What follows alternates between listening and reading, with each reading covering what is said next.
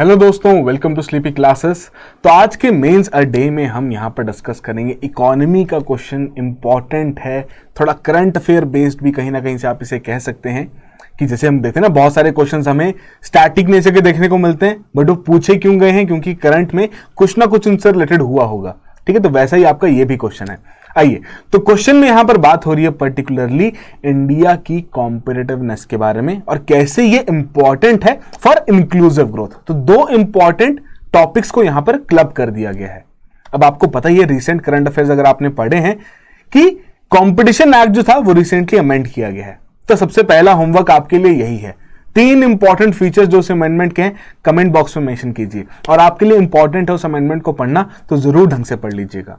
चलिए, coming back to the question कि यहां पर कैसे इंडिया की कॉम्पिटिटिवनेस को इंप्रूव करना इंपॉर्टेंट है इंक्लूसिव ग्रोथ के लिए। ठीक है, हम कहते हैं ना सबका विकास, यहां पर कहने की जो बात करते हैं वो इंक्लूसिव ग्रोथ के बारे में वहां पर बात की जा रही है।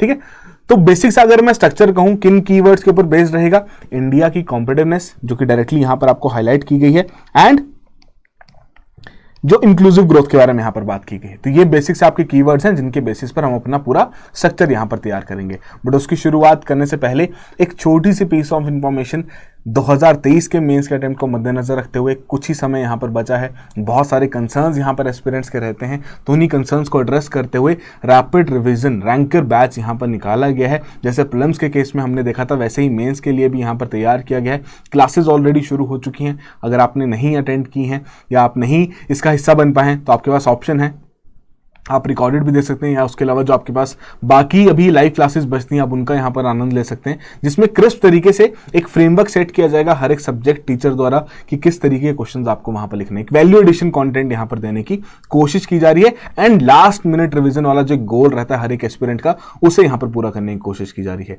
तो डेफिनेटली इस कोर्स में एनरोल करके आप अपने यूपीएससी 2023 का जो अटेम्प्ट है उसको रैंक में कन्वर्ट जरूर कर सकते हैं। चलिए, तो शुरुआत करते हैं स्ट्रक्चर के साथ। बेसिक स्ट्रक्चर रहेगा भाई, जहां पर हम इंडियन इकोनॉमी के बारे में इनिशियली बात करेंगे। ठीक है, कि भैया क्या ट्रेंड देखने को मिला है, कोई रिपोर्ट अगर आप हाईलाइट करना चाहते हैं, कोई सर्वे को कोट करना चाहते हैं, मोर देन वेलकम। मैंने आपके लिए पूरी यहां पर एक खुली छूट यहां पर रखी है कि आप डेफिनेटली इस कंटेंट को और मॉडिफाई कर सकते हैं। ठीक है, उसके अलावा क्या इंपॉर्टेंस है कॉम्पिटिटिवनेस की इंक्लूसिव ग्रोथ के लिए, वो आपको थोड़ा सा यहां पर डायनामिक समझाना पड़ेगा अपने आंसर के माध्यम से। ये इंपॉर्टेंट क्रूशियल रोल यहां पर रहेगा। पूरे क्वेश्चन का जो एक कोर है ना, जो सोल है, वो इसी पॉइंट पर यहां पर निर्भर करता है। उसके अलावा आप डेफिनेटली कुछ ना कुछ चैलेंजेस भी प्रेजेंट होंगे, तभी उस प्रकार की हम कॉम्पिटिटिवनेस की इंप्रूवमेंट नहीं देख पा रहे होंगे, उसको आप थोड़ा बहुत हाईलाइट करेंगे। वे फॉरवर्ड यहां पर डालेंगे, क्योंकि चैलेंजेस आपने मेंशन कर दिए हैं तो थोड़ी ड्यूटी तो बनती है ना भैया कि थोड़े मेजर्स भी दे दिए जाएं कैसे उन चैलेंजेस से बाहर आ सकते हैं। एंड कंक्लूजन कर देंगे। तो भैया 10 मार्कर है, 150 वर्ड लिमिट रहेगी, तो बहुत ही कम शब्दों में ज्यादा बातें करने की कोशिश की जाएगी। तो शुरुआत करते हैं इंट्रोडक्शन में, जहां पर आप डायरेक्टली हाईलाइट करेंगे इस बहुत ही इंपॉर्टेंट पॉइंट को कि इंडिया यहां पर one of the fastest growing economy यहां पर बन चुका है। 2022-23 के अगर हम ट्रेंड्स देखें, बाकी देश जो यहां सफर कर रहे थे +5% की भी ग्रोथ देखना, इंडिया में 6+% की ग्रोथ यहां पर देखने को मिली है। अगेन इंपॉर्टेंट फैक्ट हाईलाइट बिल्कुल किया जा सकता है। तो अब यहां पर काम क्या बनेगा कि इस ग्रोथ को या इस ग्रोथ के ट्रेंड को सस्टेनेबल यहां पर बनाना है। लॉन्ग टर्म पर्पसेस पर भी यही ट्रेंड देखने को मिलना चाहिए, वो यहां पर टारगेट रहेगा। तो डेफिनेटली इसमें आप क्या हाईलाइट करेंगे कि कहीं ना कहीं हमें इंश्योर भी करना है कि जो ग्रोथ के बेनिफिट्स हैं वो सभी सेक्शंस तक पहुंचे। मतलब आप इंक्लूसिव ग्रोथ को यहां पर हाईलाइट कर रहे हैं कि भैया जो आपके इनकम हायरार्की के लोअर सेक्शंस भी हैं वहां तक भी इस ग्रोथ के बेनिफिट्स यहां पर पहुंचे। तो इन दोनों गोल्स को कि जहां पर ग्रोथ को भी सस्टेनेबल बनाना है एंड इंक्लूसिव ग्रोथ भी यहां पर चाहिए, तो उसके लिए आप डायरेक्टली कहेंगे कि कहीं ना कहीं कंट्री की जो नेशनल कॉम्पिटिटिवनेस है उसे इंप्रूव करना यहां पर फिर जरूरी बन जाता है। कारण कि भैया अगर हाई ग्रोथ यहां पर हमें देखनी है ग्लोबल एरेना में, तो इंडिया को अपना जो कॉम्पिटिटिव एडवांटेज है उसे रिटेन करना पड़ेगा उन इंडस्ट्रीज में जिसमें वो एक्सेल करता है। एग्जाम्पल सीधा आप यहां पर फार्मास्यूटिकल का भी डाल सकते हैं, जैसे आपकी फार्मास्यूटिकल की इंडस्ट्री यहां पर होगी। ठीक है, कि कहीं ना कहीं उस प्रकार से हम कोशिश कर सकते हैं खुद को और बेहतर यहां पर बनाना, एंड उस खुद को बेहतर बनाने के उसमें डेफिनेटली आप कॉम्पिटिटिवनेस को यहां पर लेके आएंगे कि कॉम्पिटिटिवनेस यहां पर इंप्रूव करनी पड़ेगी। आप ज्यादा से ज्यादा इंडस्ट्रीज को अगर अलाउ कर रहे हैं किसी भी इकोनॉमी में पार्टिसिपेट करने के लिए, तो डेफिनेटली कॉम्पिटिटिवनेस यहां पर इंप्रूव होगी। नए गुड्स एंड सर्विसेज तैयार की जाएंगे, बेटर गुड्स एंड सर्विसेज तैयार की जाएंगे, जो कि ओवरऑल हमें एक ग्रोथ का ट्रेंड यहां पर दिखाते हुए दिखेंगे। ठीक है, तो ये सिंपल सी कहानी यहां पर रखनी है और इंश्योर करना है कि जो यूनिवर्सल प्रोस्पेरिटी है it needs to enhance competitiveness of its factor of production, specially जो हमारा लेबर है। तो हम कहते हैं ना 4 फैक्टर्स ऑफ प्रोडक्शन हमें यहां पर देखने को मिलते हैं। पहला हमारा नेचुरल रिसोर्स है, ठीक है। सेकंड हमारा जो कैपिटल यहां पर आता है, जिसकी अगेन 2 कैटेगरीज हैं, जिसमें से सेकंड अगर मैं कहूं तो ये फिजिकल कैपिटल आ गया, थर्ड आपका वर्किंग कैपिटल आ गया, एंड थर्ड आपका ह्यूमन रिसोर्स या फिर जो आपका ह्यूमन कैपिटल में कन्वर्ट करना है, जिसे हम एक तरीके से लेबर भी यहां पर कहते हैं। ठीक है, तो इस पर्टिकुलर फैक्टर के ऊपर काम करना जरूरी है। चलिए, तो फिर अब वही जो मैं आपको सोल की बात कर रहा था ना, उसको आप कैसे हाईलाइट कर सकते हैं, क्यों यहां पर इंपॉर्टेंट है ग्रोथ के लिए कॉम्पिटिटिवनेस? क्योंकि जो नेशन की प्रोडक्टिविटी है वो बहुत ही प्राइम डिटर्मिनेंट यहां पर देखने को मिलती है। किस चीज की? Of its long run standard of living. क्यों? क्योंकि भैया अगर अच्छी प्रोडक्टिविटी रहेगी, मतलब लेबर अच्छे तरीके से काम कर रहा है, कम समय में ज्यादा से ज्यादा गुड्स एंड सर्विसेज प्रोड्यूस कर पा रहा है, quality goods and services produce कर पा रहा है, उतना ही बेहतर वो कमाएगा। जितना बेहतर वो कमाएगा उतनी ही बेहतर उसकी स्टैंडर्ड ऑफ लिविंग रहेगी, उतना ही बेहतर उसका सोशियो इकोनॉमिक कंडीशन रहेगा। तो अगेन कॉम्पिटिटिवनेस को इंप्रूव करते हुए आप कहां पर आए कंक्लूजन पे कि भैया उसके चलते हम इंक्लूसिव ग्रोथ को भी बढ़ता हुआ देखने को मिलेगा। ठीक है, कहीं ना कहीं चीज करनी जरूरी है। सो to enhance the productivity, definitely it will cater to twin goals of ensuring growth sustainability as well as higher standard of living सभी लोगों के लिए। एंड इसमें enhance करना competitiveness बहुत जरूरी है। क्यों? क्योंकि भैया अगर competitiveness बना रहेगा, मतलब मार्केट में सभी फैक्टर्स जो हैं, सभी जो प्लेयर्स हैं, जितने भी स्टेक होल्डर्स हैं, सभी आपस में compete कर रहे होंगे, तो उतनी ही बेटर अपॉर्चुनिटीज यहां पर क्रिएट करेंगे। एंड इसमें फायदा किसका होगा कि कहीं ना कहीं जो आपके बाकी सेक्शंस हैं सोसाइटी के, उनकी भी यहां पर इकोनॉमिक ग्रोथ देखने को मिलेगी कि उस प्रकार से वो भी यहां पर ग्रो कर पाएंगे, उनका भी यहां पर विकास देखने को मिलेगा, क्योंकि नई अपॉर्चुनिटीज रहेंगी, नया एम्प्लॉयमेंट यहां पर गेन कर पाएंगे। एम्प्लॉयमेंट बढ़ेगा तो भैया लोगों की जो अर्निंग है वो भी यहां पर बढ़ती हुई देखने को मिलेगी।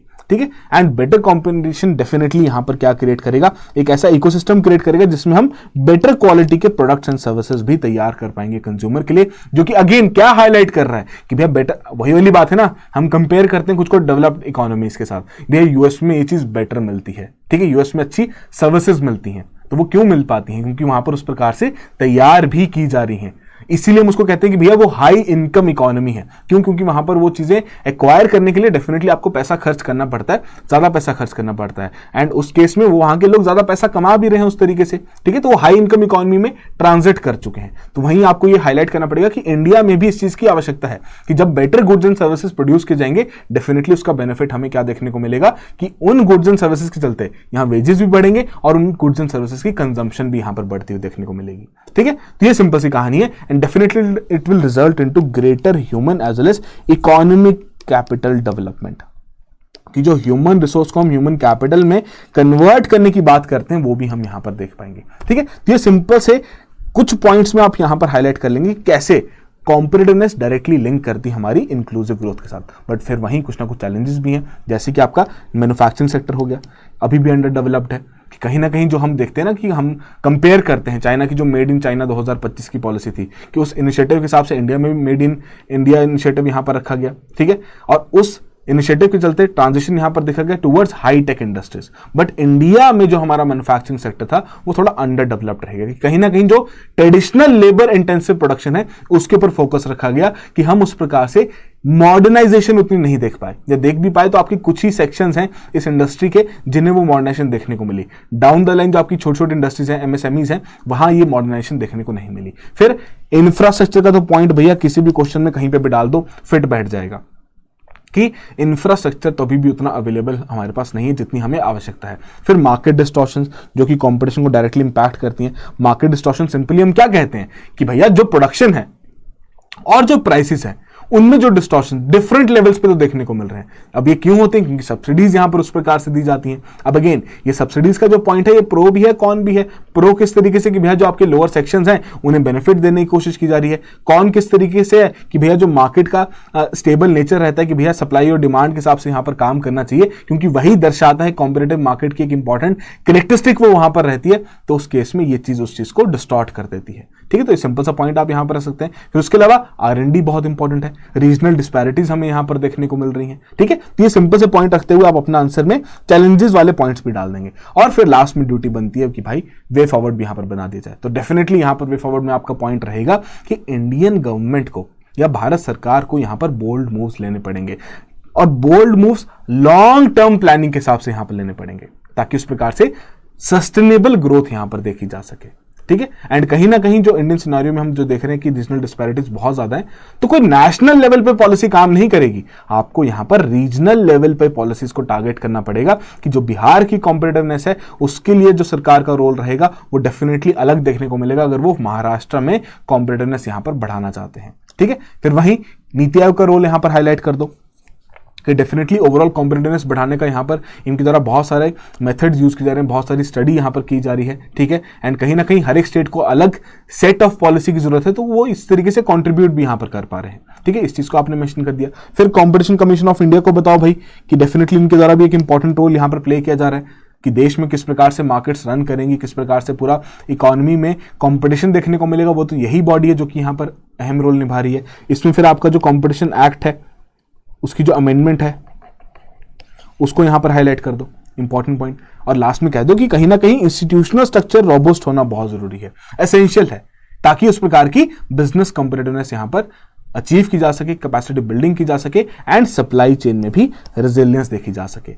अब उसके लिए इंपॉर्टेंट क्या चीज, एग्जांपल के तौर पे आप ये भी कह सकते हैं ना कि जो हमारे फ्री ट्रेड एग्रीमेंट्स हैं उनकी नेगोशिएशन यहां पर की जा सकती है। अब इंपॉर्टेंट क्यों है, थोड़ा समझिए इस चीज को कि हम चाहते हैं यहां पर एक बेटर क्वालिटी की गुड्स एंड सर्विसेज प्रोड्यूस करना, बट उस बेटर क्वालिटी की गुड्स एंड सर्विसेज प्रोड्यूस करने के लिए कहीं ना कहीं हमें उस प्रकार की डिमांड भी क्रिएट करनी पड़ेगी। अब डिमांड कहां क्रिएट होगी, इंडिया में चलो है ही, बट इंटरनेशनल लेवल पे भी क्रिएट करनी पड़ेगी ना। उसके लिए हमें इन पर्टिकुलर एग्रीमेंट्स का यहां पर यूज करना पड़ेगा, ताकि वहां से डिमांड क्रिएट हो और हम सप्लाई साइड के मेजर्स लेके डेफिनेटली यहां पर ग्रोथ की ओर आगे बढ़े, जिसके बेनिफिट्स सभी सेक्शंस ऑफ द सोसाइटी को यहां पर एंजॉय करने को मिले। ठीक है, तो ये बेसिक सा यहां पर एक पर्सपेक्टिव रहेगा जिसके तहत आप इस आंसर का यहां, इस क्वेश्चन का बेसिकली एक आंसर यहां लिख सकते हैं। और लास्ट में आपने कंक्लूड करते हुए कह दिया कि जो फोकस है इंडिया के डेवलपमेंटल मॉडल का वो social as well as environmental objectives के ऊपर भी बेस्ड होना चाहिए। एंड कहीं ना कहीं एक इकोसिस्टम अप्रोच बहुत जरूरी है, ताकि हम प्लान करें, सक्सेसफुली इंप्लीमेंट करें उन सभी मेजर्स को जो कि कॉम्पिटिटिवनेस को भी यहां पर बढ़ाएं एंड इंक्लूसिविटी को भी यहां पर टारगेट करें। ये सिंपल सा आपका एक कंक्लूजन रहेगा, जिसके हिसाब से आप यहां पर तैयारी, इस हिसाब से आप यहां पर अपना आंसर लिख सकते हैं। और मैंने पहले भी बहुत सारे पेड लेक्चर्स में भी बात कही है कि अपना इंट्रोडक्शन और जो कंक्लूजन है तैयार रखो, ये पॉइंट्स हमेशा अपने नोट्स में कंपाइल्ड रखो। एग्जाम हॉल से पहले इन पॉइंट्स को बेसिकली एक बार रिवाइज कर लो, ताकि वहां पर जब भी आपके इंट्रोडक्शन और जो कंक्लूजन वाला पार्ट है वो बिल्कुल तैयार रहे।